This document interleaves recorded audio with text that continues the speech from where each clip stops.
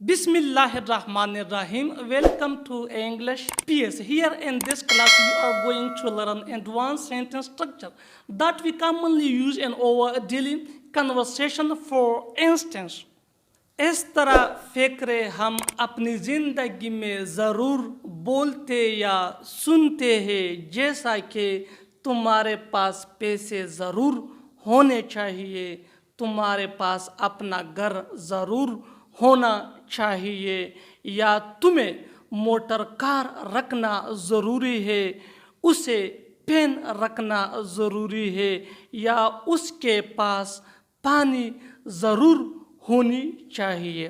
اس طرح کے فکر کے لیے انگریزی کا جو سٹرکچر یوز ہوتا ہے وہ کچھ اس طرح کا ہے۔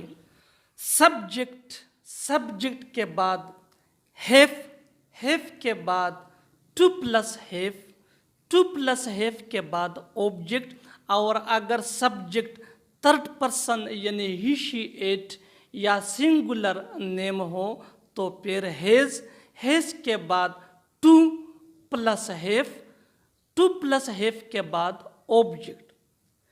ہیو ٹو ہیو یا ہیز ٹو ہیو مین پاس ہونا چاہیے یا رکھنا ضروری ہے۔ Have to have and has to have مین پاس ہونا چاہیے یا رکھنا ضروری ہے۔ Let's see with the help of example. تمہارے پاس پیسے ضرور ہونے چاہیے یا تمہیں پیسے رکھنا ضروری ہے۔ You have to have money, you have to have money.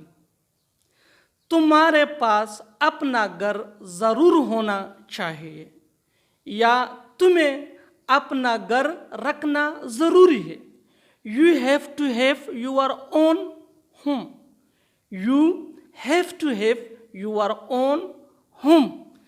تمہارے پاس لیپ ٹاپ ضرور ہونا چاہیے یا تمہیں لیپ ٹاپ رکھنا ضروری ہے۔ You have to have laptop, you have to have leap top.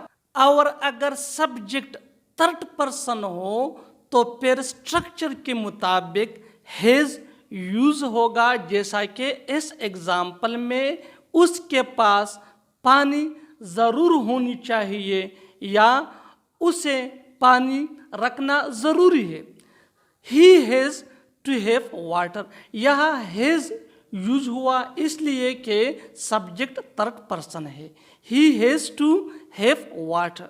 Next example, Zahid کے پاس موبائل ضرور ہونا چاہیے۔ Zahid has to have mobile, Zahid has to have mobile. اور اگر بات ماضی یعنی گزرے ہوئے وقت کا ہو تو پھر ہیڈ ٹو ہیو یوز ہوگا، جیسے تمہارے پاس کتاب ضرور ہونا چاہیے تھا۔ You had to have book, you had to have book. Subscribe English PS. Thanks, Manana.